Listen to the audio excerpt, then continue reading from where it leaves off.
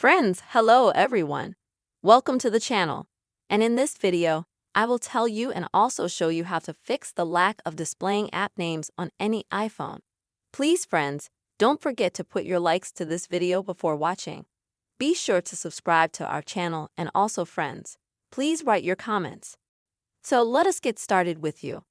If you have, as you can see now on your screen, different app shortcuts, they are not signed, and maybe it's interfering with the work and use of your iPhone, then I'm going to show you how you can easily fix it. So, to do this, please tap and hold on the blank box on your screen like this until all the apps start to move. Now on the top left, click Edit. Next, please select the second option. And now you will need to switch your app shortcuts to regular from large. As you can see, instantly the app sizes become smaller, and you can already see the captions and names of such apps underneath. Just tap on the screen to save the result. This is how very quickly and easily you can fix the lack of displaying app names on iPhone.